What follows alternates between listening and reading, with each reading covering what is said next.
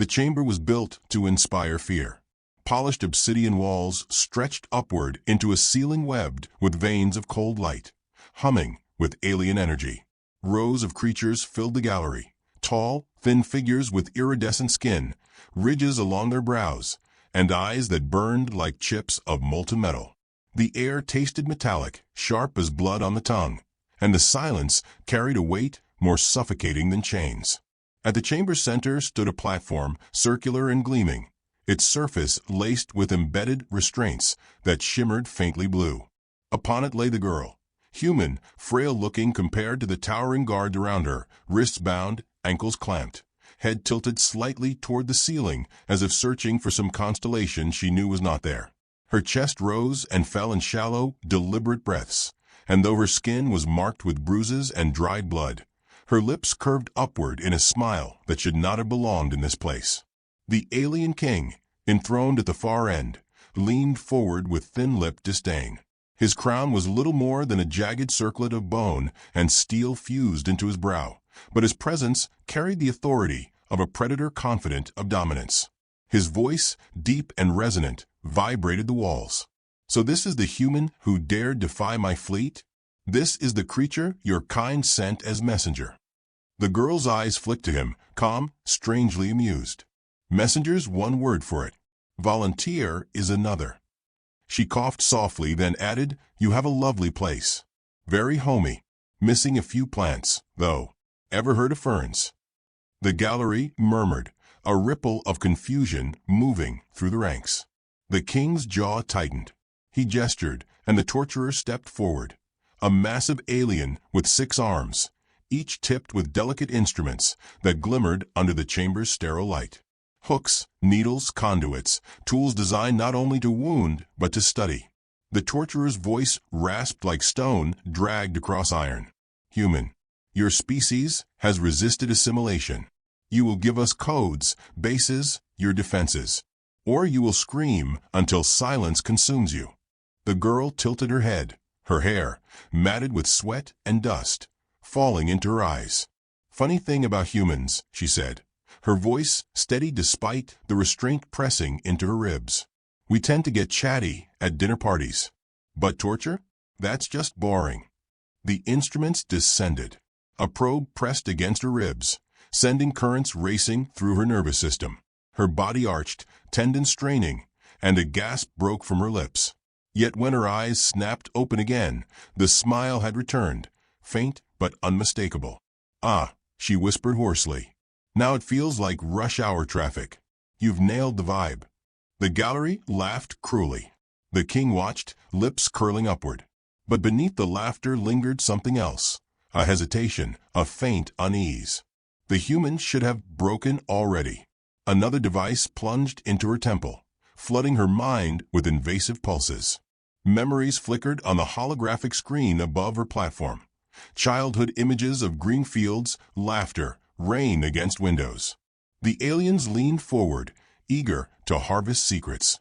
Yet as the waves deepened, the visions changed, scenes of battlefields, fire, human soldiers locked arm in arm, the sound of drums, and war cries older than civilization itself.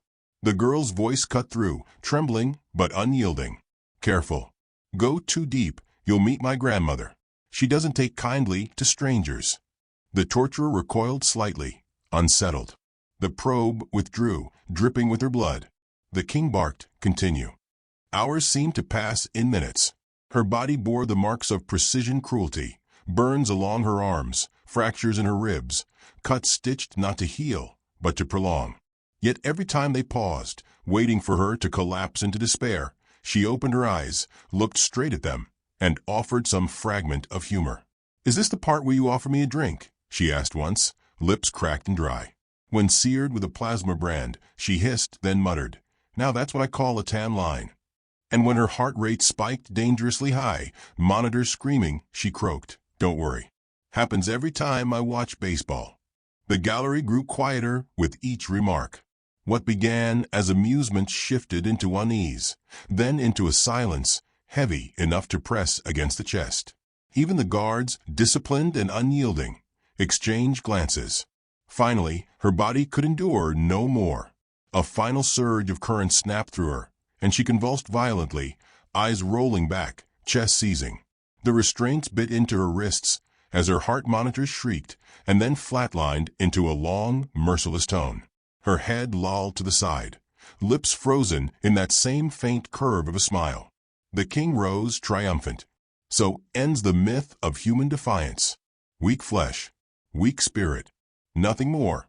His words carried across the chamber, echoed by roars of approval.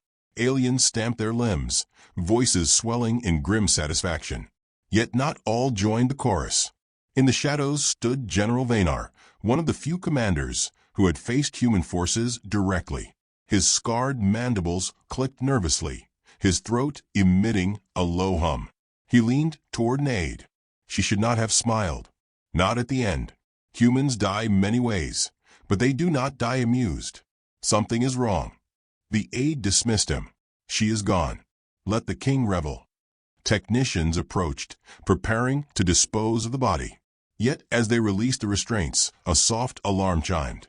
One of the monitors flickered, minor, almost invisible, a deviation in the cooling rate of her corpse.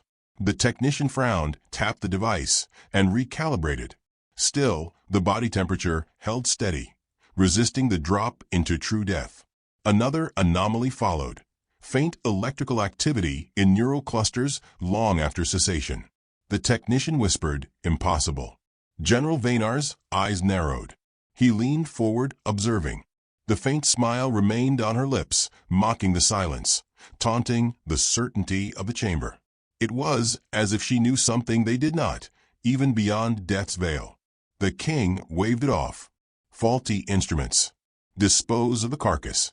The torturer bent low, gathering his tools, but hesitated as his gaze brushed her face.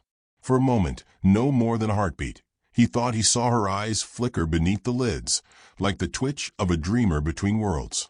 He told himself it was nothing, a trick of exhaustion. Yet unease settled in the marrow of every alien present, though none dared voice it aloud. The gallery slowly emptied, laughter fading into distant corridors. Only the faint hum of machines remained, punctuated by the steady drone of the cooling chamber. The girl's body lay still, hair fanned across the platform, bruises stark against pale skin. But her lips, frozen in that impossible smile, seemed less like a remnant of defiance and more like a promise. Minutes passed, heavy and inexorable. 17 of them, marked by the quiet ticking of alien chronometers. And in the 17th minute, a spark whispered through the wires, a tremor rippled across the monitors, and her chest rose, once sharply, as though breath itself had returned to claim her. Her fingers twitched. Her eyes fluttered. The smile widened just enough to make the shadows tremble. The chamber should have remained silent. The instruments were meant to ensure finality, to erase any doubt. Yet the silence broke when the girl's chest lifted with a ragged inhale, sharp as a blade tearing through canvas. The sound was small, human, fragile, but in the alien hall, it thundered louder than cannon fire. The technician monitoring her body stumbled backward, his limbs clattering against the floor. His voice cracked as he whispered into the calm, "She breathes." The words spread like a contagion. Guards stiffened, mandibles twitched, ridges along their skulls flared in instinctive alarm. Across the gallery, the remaining attendants froze, their gazes snapping to the platform. And there she was, still broken, still bloodied, yet undeniably alive. Her eyelids trembled, then opened. The eyes that stared back at them glowed faintly, not with artificial light, but with something deeper, something human and unexplainable. She exhaled, slow and steady, then sat up with the weary ease of someone stretching after a nap. The restraints, once rigid, cracked and fell away as though ashamed of their purpose. She brushed her hair back from her face, smearing dried blood across her temple, and glanced around at the wide-eyed gathering. 17 minutes, she murmured softly, almost to herself. Not bad. I was betting 20. The silence fractured into chaos. Weapons hissed, guards raised blasters, and the chamber's alarms wailed with mechanical panic. The king, once composed and regal, lurched to his feet. "Contain her," he roared. his voice rattling with something he had not felt in centuries: fear. Blaster fire erupted in a staccato storm. Beams of searing plasma tore through the air, streaks of emerald and gold against the black walls. The girl did not run. She did not cower. She merely tilted her head, eyes narrowing with uncanny calculation. Then she moved. To the watching aliens, her movement was incomprehensible. One moment she sat on the platform. The next she blurred, weaving between shots with the effortless grace of water slipping through fingers. Bolts that should have burned through her instead scorched empty air, ricocheting harmlessly. She stepped past a guard, plucked the weapon from his claws with casual precision, and spun it into another's chest. The blast hurled him backward, armor smoking. Her lips twitched upward again. "You're aiming too high," she said, voice calm, conversational. "Little secret, humans crouch." The guards faltered. Fear spread like cracks in glass. These were soldiers bred for dominance, conditioned never to flinch. But the sight of a corpse walking, smiling, and dismantling their brethren unraveled training older than empires. She darted through them, each movement precise, not wasted. A kick to the knee sent one alien sprawling. A twist to the wrist disarmed another. She was not a brawler.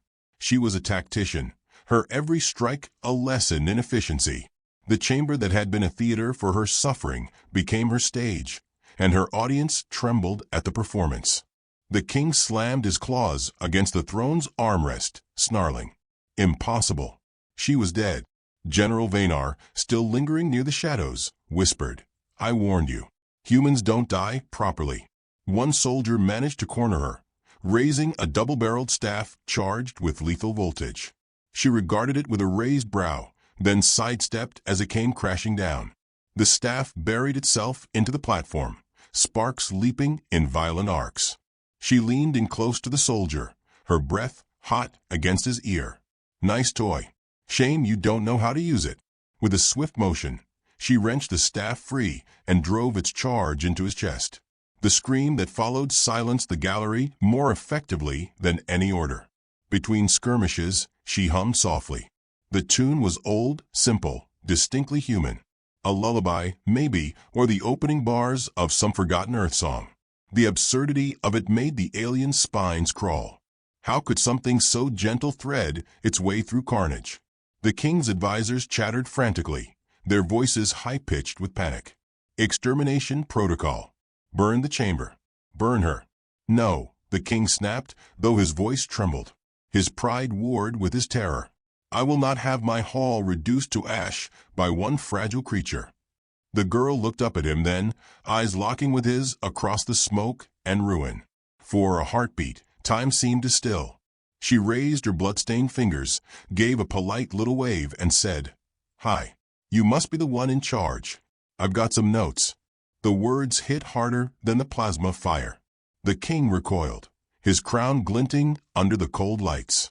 No one addressed him so casually, let alone with the tone of a dinner guest commenting on table manners. Yet here she was, smiling, unbroken, her humor cutting sharper than blades. Reports spread beyond the chamber. The Empire's comm channels buzzed with frantic transmissions. A human has risen from death. A human cannot be killed. Fleets paused mid-maneuver. Officers whispered rumors, and soldiers who had never seen Earth trembled at its name. One advisor slammed his claws on the console. "This footage, stop it from leaving this hall." But it was too late. Someone, whether by accident or intention, had already leaked the live feed. Across the Empire, alien citizens watched a human girl laugh in the face of their king's army. Some dismissed it as fabrication. Others, watching her dismantle a guard battalion with a smile, felt the first prickles of dread. Back in the chamber, her movements slowed. Not from weakness, but from choice. She leaned against a pillar, wiping blood from her brow with the back of her hand. 17 minutes, she repeated softly. That's how long you had to celebrate. She glanced at the guards who still stood, their weapons trembling. Make the most of your next 17. Might be your last. One guard broke ranks and fled. Another dropped his weapon, backing away. The king's roar shook the chamber. Cowards. Face her. But his command carried less weight now, the foundation of fear cracking beneath the weight of a greater one. The girl stepped forward, closer to the throne. Each footfall echoed, slow, deliberate, carrying the gravity of inevitability. Her eyes held no malice, no overt rage. Only calm, measured purpose, the kind that terrified more than fury ever could. She stopped at the base of the throne steps, her gaze steady on the king. You wanted information, codes, secrets. Her smile sharpened, humor laced with venom. Let me give you one. You picked the wrong human. The king's claws tightened around his scepter. For the first time in centuries, his voice faltered. What are you? She tilted her head, considering. Dead. Alive. Take your pick. Either way, her smile widened, and her voice dropped into something colder than ice. I'm your problem now. The chamber lights flickered, systems destabilizing as though in answer. Somewhere deep within the palace, power grids faltered, doors sealed, alarms wailed. It was not random failure, it was sabotage, precise and timed. The girl's resurrection was not an accident. It was part of something larger, something carefully planned. General Vaynar's mandibles clicked as realization struck him. He whispered to himself. She wanted to be captured. The girl's eyes flashed briefly, almost acknowledging him, though she had not heard. She placed her hand on the bottom step of the throne, leaving a smear of human blood across alien steel. Then she leaned forward, voice soft but carrying to every corner. Tell your empire this. 17 minutes after you kill a human, we start keeping score. The weight of her words hung heavy, denser than any weapon. Even the king, towering and adorned, shrank into his throne, his authority eclipsed by the smile of the one he thought broken. The alarms grew louder, the chamber lights dimming to crimson. Somewhere in the distance, explosions rumbled, shaking the foundations. Fleets scrambled, empire-wide communications choked with overlapping distress signals. Yet in the center of the storm stood the girl, steady and unyielding, her eyes locked on her prey. And then she whispered something too soft for most to hear, but clear enough for the king, close enough for General Vaynar, chilling enough to etch itself into memory. This was just rehearsal. The empire had always prided itself on control. Systems obeyed, citizens feared, enemies bent or broke. But now, with each passing second, control slipped through its claws. The alarms in the throne chamber did not fade. They multiplied, overlapping, feeding reports of fire in the lower hangars, sabotage in the command decks, weapon vaults detonating from within. What should have been an isolated disturbance spread outward like ink and water, unstoppable, irreducible. And at the center of it all, the girl stood smiling. The king clutched his scepter tighter, his composure thinning. What trick is this? He demanded. His voice tried to thunder, but cracked against the edges, betraying him. She brushed a streak of blood from her lip with the back of her hand. Not a trick, a plan. You tortured me for 17 minutes, while my people wrote themselves into your systems. That's 17 minutes longer than we needed. The words dropped into the chamber like stones into a still pond. Ripples spread across every listening ear. General Vaynar stiffened, his scarred frame vibrating with a truth he had suspected but never dared name. Impossible, one advisor stammered, claws twitching across a control panel. No human technology could penetrate our encryption. The girl's gaze flicked toward him. You mean the encryption you stole from another species 3 centuries ago? Cute trick.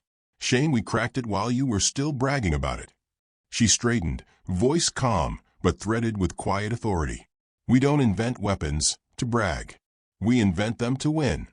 Her words carried the kind of certainty no blaster could extinguish. The king barked for his soldiers, but those who still held their weapons hesitated. The footage of her resurrection had already spread empire-wide, and hesitation was a virus deadlier than any plasma bolt. The girl stepped toward the nearest console, her bare feet silent against the obsidian floor. She tapped a few keys, as if she'd been trained in their systems all her life. Immediately, the chamber lights dimmed further, replaced by a holographic projection above the throne. It wasn't alien code. It wasn't the Empire's crest. It was the shape of Earth, its oceans glimmering, its continents sharp and defiant against the stars. A collective hiss rippled through the gallery. To project such an image within the heart of the Empire's palace was sacrilege. Humans are primitive, one advisor shouted desperately. You're nothing but a short-lived species clawing at the dirt of one insignificant world. The girl tilted her head, eyes glinting. Funny. That insignificant world just broke into your palace, hijacked your broadcasts, and scared your entire fleet into second-guessing itself. Doesn't feel insignificant from where I'm standing. Her humor was not cruel, but it cut deep all the same. The king's claws dug into the throne's armrests until sparks showered. You dare mock us? She raised a brow. You tortured me, killed me, and expected me to stay dead. I'd say I've earned the right to mock. The chamber shook again, this time from a deeper rumble. Through the high windows of the palace, faint glimmers of light flickered in orbit. The fleet was moving, but not in order. Ships collided, systems malfunctioned. Fireballs bloomed silently against the void. The girl turned her gaze upward, her tone almost conversational.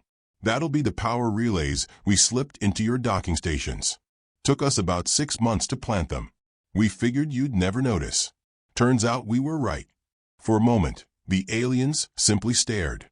The Empire's might, thought eternal, was unraveling in real time.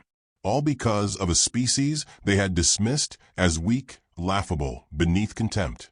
General Vaynar's voice rasped low, carrying an edge of awe. You let yourself be captured.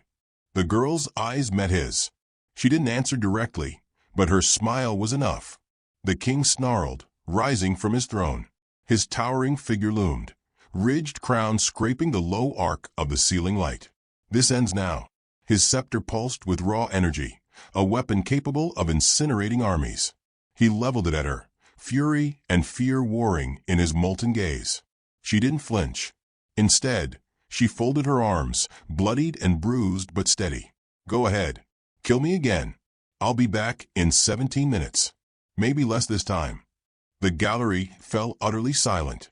Even the alarms seemed to mute themselves in that instant. Her voice had not risen, had not shouted, yet it filled every corner with the weight of inevitability. She took another step forward, and the projection of Earth expanded behind her, casting the chamber in soft blue light. You wanted to see what humanity really is? You thought you'd measure our pain, break our will, and brag about it at your councils. But you never understood what makes us dangerous. Her eyes, glimmering now with something fiercer than glow or fire, locked on the king. We plan, we endure, and we never fight fair. Outside, more explosions punctuated her words, the Empire's grand fleet burning piece by piece. Advisors clutched at consoles, desperate for control, but every command they sent returned only static. The sabotage was complete, total, and merciless. The girl lowered her voice, almost tender, as though explaining to a child. Do you know what the first lesson in human war is? Never give your enemy time to think. The second. Her smile sharpened. Always make them underestimate you. Works every time. Her humor struck like a knife, cloaked in charm but laced with poison. The aliens saw it now. What they had mistaken for fragility was something far worse. Calculation. Humans were not unpredictable savages. They were predators who had perfected the art of pretending not to be. General Vaynar took a step forward, breaking the paralysis of the others. His voice was hoarse, almost reverent. What do you want? The girl looked at him, then at the king, then at the gallery of alien officials who had laughed at her suffering. Her voice hardened. I want you to remember this moment every time you think of Earth. I want your children to whisper about it, your scholars to tremble when they write about it. I want you to understand that humanity does not kneel. She paused, her smile curling with lethal grace. And then I want your empire to burn. The words ignited the room like oil on flame. The king screamed for his guards to advance, but they hesitated, caught between orders and survival. She seized the moment, launching forward with precision. In a blur, she disarmed the nearest soldier, spun his weapon into another's chest, and used the recoil to vault upward. Plasma bolts chased her, But she moved like she had mapped the battlefield before the fight began. Every dodge, every strike, every turn was calculated to unmake them. The throne chamber descended into chaos once more. Advisors fled, soldiers fell, and through it all she remained steady, her humor never far behind. When one soldier's blaster overheated and exploded, she quipped, "You should really get that checked, bad for the warranty." When another lunged at her with a blade, she sidestepped and muttered, "Nice form. Try again in a few million years." And then she was before the throne again, standing at the base of its steps. The king towered above, his scepter blazing with unstable energy, his chest heaving. For the first time, the gallery could see it. He was not untouchable. He was afraid. She climbed one step, then another, slow and deliberate. "You wanted to know what I am," she said softly, her voice carrying like steel dragged across stone. "You wanted to measure me, to catalog me, to dissect me." She reached the final step, standing eye level with him now. Her eyes narrowed, her voice dropping into a whisper meant for him alone. "But you never realized I was measuring you." The king's grip faltered on the scepter. Around them, the chamber shook with distant detonations as the empire's infrastructure collapsed. The girl leaned closer, her words precise as a scalpel. "Every question you asked, every device you used, every sneer you threw at me, I was studying you." And now, her smile was sharper than any blade. "I know exactly how to kill you." The chamber's lights flickered once more, plunging the room into crimson shadow. Outside, a fireball bloomed across the skyline, the capital city itself beginning to burn. The empire's control, once unquestioned, cracked irreparably in that moment. And the girl, standing in the heart of their power, bloodied yet smiling, whispered one last promise into the king's ear, just loud enough for the trembling gallery to hear. "This was never about me surviving you.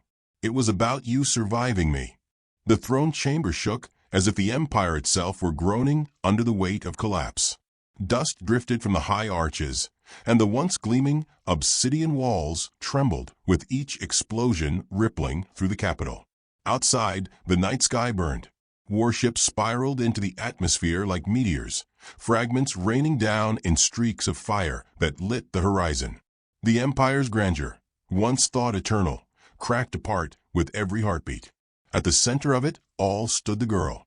Her bare feet were slick with her own blood and that of her enemies, yet she looked steady, unbent, her posture almost casual.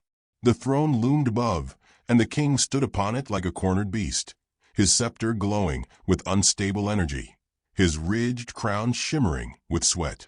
"You cannot end us," he spat, though his voice shook. "We have ruled stars before your kind crawled for mud. We will rule long after your ashes scatter." She tilted her head, studying him as though weighing his words like a schoolteacher correcting a child. "You've ruled, sure. But ruling is easy when nobody fights back. Surviving us." Her lips curved into that same quiet smile that had haunted them since her resurrection. "That's impossible." He raised the scepter, energy crackling in bolts that split the chamber floor. A roar of raw power surged as he swung it down toward her, intent to obliterate her completely this time. She didn't flinch. At the last moment, she stepped into the arc, too close for the strike to unleash its full force. Her hand caught the shaft, searing her palm, but she wrenched it downward with a scream of effort. The weapon buckled, its glow flickering wildly. The impact sent them both staggering.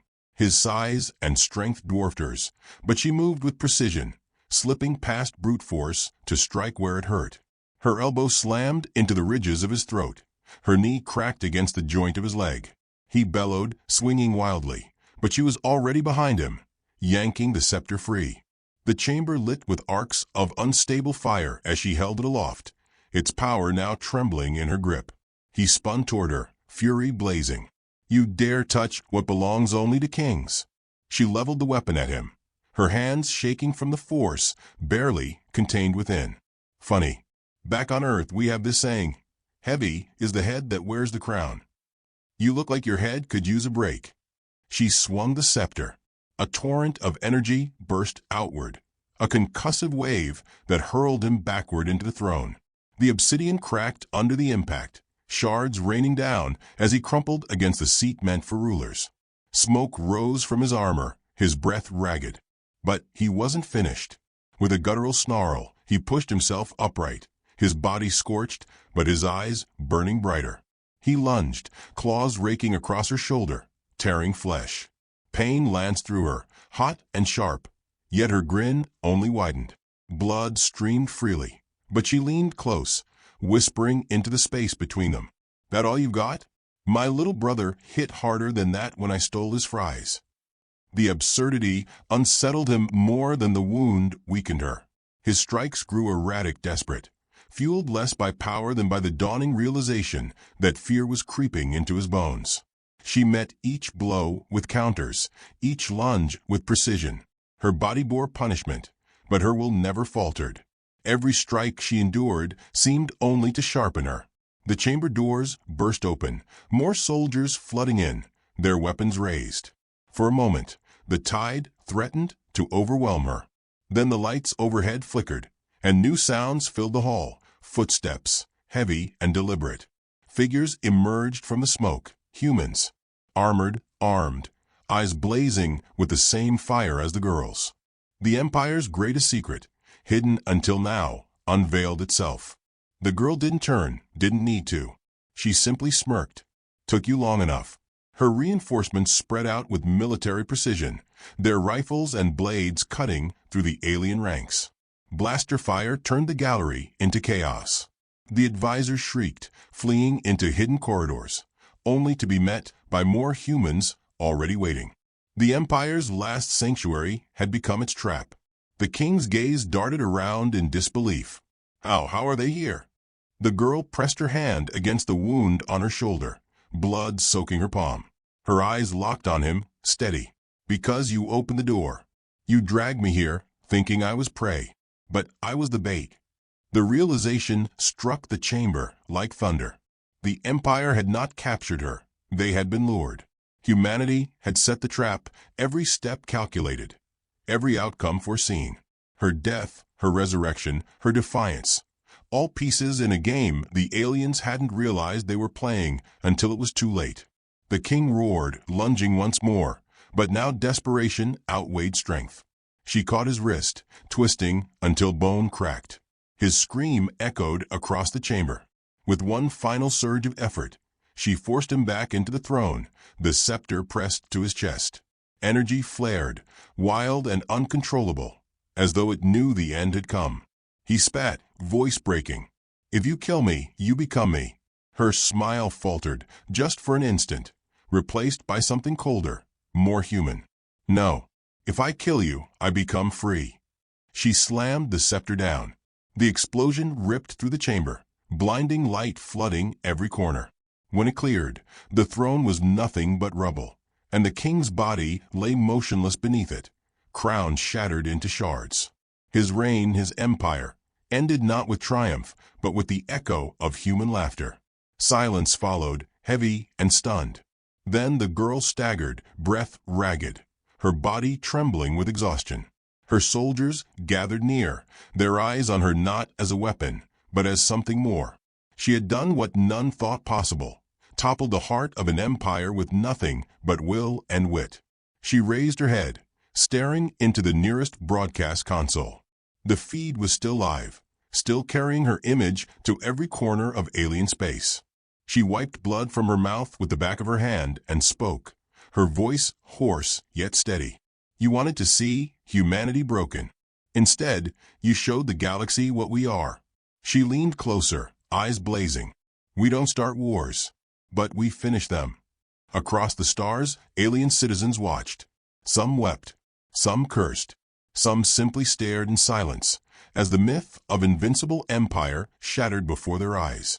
The girl let the silence stretch, then delivered her final words.